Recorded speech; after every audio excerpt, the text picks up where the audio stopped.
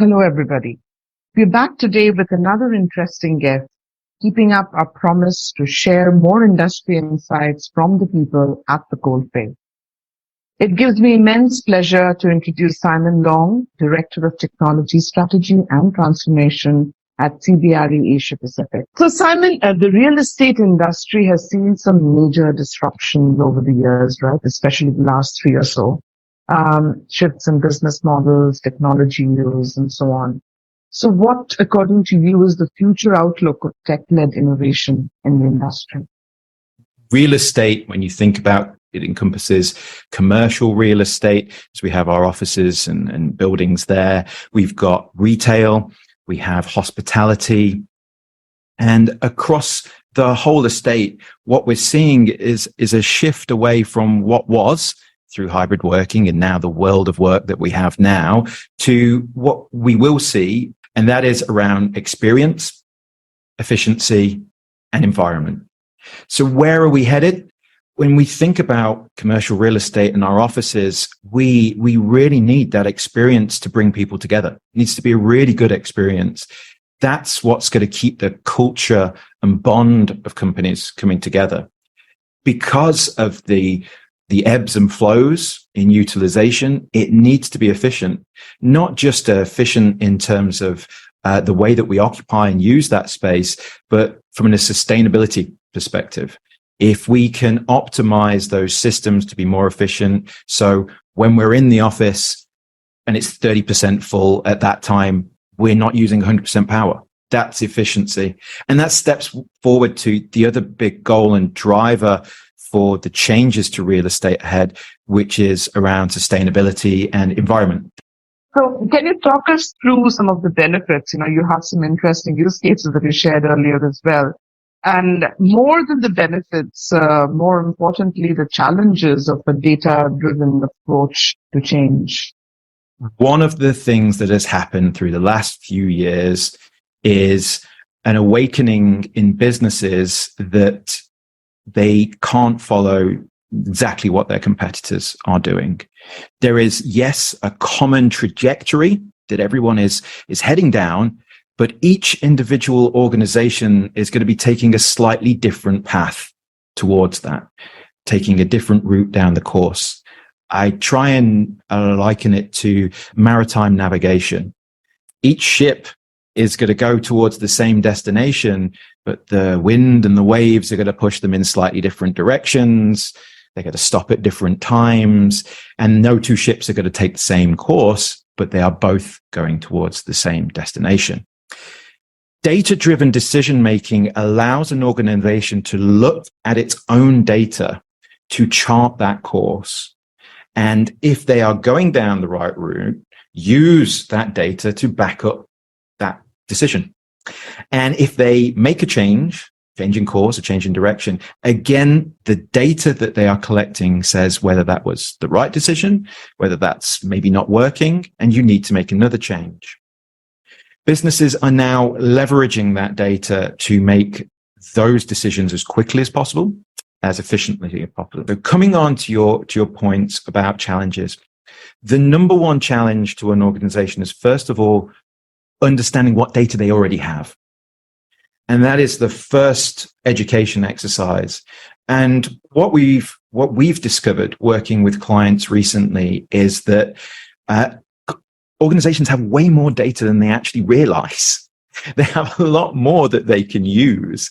And why is that? It's because the second challenge, it's siloed. So we have people like facility management who have a lot of interesting information about the energy consumption that's being used, the systems that are being used, general occupancy around security systems that have been installed. They have a lot of that data. And then we have the IT teams, and they can actually tell you how many people are logged in to the network, how many corporate devices are online. Well, hang on, if we matched badge data from FM with IT data about who's online, we're starting to clarify that picture. Maybe we don't need to put extra information collection systems in place. And then the third set of data actually sits with HR. They have massive amounts of data, so they can say, well, that badge actually belongs to this department. So between, rationalizing down the number of people that are actually in, when they come in with the security data, and which department that is from HR, 3 different organizations that don't like to share and collaborate on data, we suddenly have a great picture about potentially what is happening and who's coming in when. And even on multi-floor buildings where you might have 3 or 4 floors, where they're working. So we can already begin to get good insights by understanding what you've got, breaking down the silos, and matching different sets of data together. So some of the other challenges that come around with that are things like security concerns, data privacy. But if we take an open mindset towards the outcomes and we get people talking, we can break down those challenges and get some really good outcomes. Given new real estate trends, especially in workplaces, there is a greater need for collaboration between facilities management, HR, and IT. How far are we from actually achieving that? One of the interesting things to me is through the rise of all these systems that we look at from technology is we've seen the emergence of what we call a master systems integrator. So that is somebody that is responsible at a contractual level for interconnecting all these disparate systems. What I think we need in the industry is the emergence of a role internally in companies and organizations that does exactly this with an interior view that is saying, akin to the CDO, the CIO type role, but making it very clear what we are here to do is identify your challenges with your data and what the outcomes will bring, and then prioritize. Right. Let's identify that the division you work for is not private data. Let's get that out. That means that data can be shared, and here's your process for doing it. Here's your policy, and this is the outcomes that we'll get. And that is more important than this initiative over there. That will really help to drive down break down these silos in a organized control manner. At Ecosystem, our research shows that hybrid work is definitely here to stay. In Asia Pacific, at least 66% of knowledge workers want to work both from the office and the home. Contrary to popular views, only about a quarter of employees are actually happy to work from home all the time, right? So this obviously has an impact on leadership, culture, HR practices of the organization. I know that I should be talking to you more about technology, but I want to talk to you a little bit about, the business challenges and where the shifts are happening there as well. We have a diverse, multi-generational workforce now. You have your Gen Xs who are in the workplace, who are actively seeking technology-free time, confers to Gen Z. What I think offices need to move towards is something very different that brings people together. It has all the right tools and collaboration zones that allow in-person interactive collaboration as much as they allow hybrid remote collaboration. They also need to bring more than just that requirement. Those spaces need to be flexible for things like social interaction, for town halls, community events, to bring people together for culture. Obviously, when the crisis hit, organizations spent a lot on what they call digital workplace technologies, right? And now they think, and if you look at technology providers as well, they have stopped developing, many have stopped developing their solutions as well, the collaboration tools. Now, the entire focus of this, tech investments in workplace is going to be on bringing them back to the office. So how does the focus change? Like for you, how does that focus change from collaboration to culture?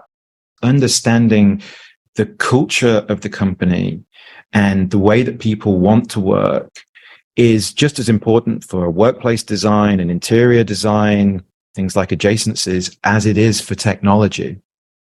When people are saying they struggle to collaborate, we're listening with a different set of ears to think, is that because your team of 5, 2 people are remote, 3 people are in the office, 3 people are in the office working on a whiteboard that 2 people can't see and can't contribute to. We're looking at it from those perspectives to understand what the challenges are. And each of those challenges is unique to each organization because of each organization's different culture. But is that going to drive in-person collaboration? No. You've given them a tool to maintain that hybrid working. But what if you turned around at a business and said, well, my decision is I actually want people to focus on single person work, one person focus work remotely. And I want collaboration in person in the office as my driver. You don't give them that tech. And what you do at a cultural level is you say to people, we want you to go and work remotely, but this is the type of work that we want you to do remotely.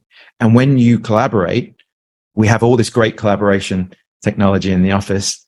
Come into the office to collaborate with your co-workers, collaborate with your clients, bring them in here for that work. And then technology aligns to that focus. And that helps to drive a different culture, a different area of collaboration. And people get used to, when I work alone, I'm in my focus zone, I work remotely. And when I'm collaborating and I'm talking to people, it's this. Now, the wonderful thing about that is that dynamically fits with the type of work that people do in your organization. You will have some very focused workers who do a lot of single person, single focus work. And then you will have a lot of collaborators. And you can use that to then blend the two teams together using data, as we said before, to understand and then rechart the direction that you want to take. But all of it is driven by culture and where the business wants to go, rather than what technology can offer. Let's talk a little bit about sustainability. So what business and technology trends are you seeing in that space, Simon? The general trend is 40% of global CO2 emissions are real estate industry. Of that 40%, 30% is the construction of buildings, and 70% is the operation of buildings. So that gives us two very clear areas to take a look at: construction and operation, with operation obviously being the largest share of that. So we're focusing a lot on the efficiency of those buildings and where we need to optimize those systems. So, and efficiency and environment is exactly as two of the 3 E's that we said that we need to take a look at. A smart building and smart systems generate data. And again, data-driven decision-making allows us to make more intelligent choices about how we can better optimize and bring efficiency to those systems. The other thing that we always have to bear in mind, however, is experience. The most energy efficient, optimized building, I close the blinds, I turn the lights off, and I turn off the cooling. It's hot and dark. So that is not conducive to a great experience. It's very energy efficient, but it's not an experience that is going to bring you back to the office. What data allows us to do is optimize those systems as efficiently as possible while maintaining that balance between an experience that allows people to work and is still environmentally beneficial, which is a big key to those operational efficiencies of that 70%. First steps are build to allow you to collect that data, collect the data, optimize, review the data, keep doing good things that bring that down, and then balance that against the experience to make sure that we're not impacting any experience too negative that we will impact their actually return to the office. So that's where we need to head. And we're seeing that come into a lot of those certifications around LEED, BREEAM, and Green Mark. So that's already coming in from a technology perspective to allow us to achieve those goals. Simon, this has been an absolute pleasure, and thank you so much for your time and for all the valuable insights. I have a funny feeling that we're going to be doing this again soon.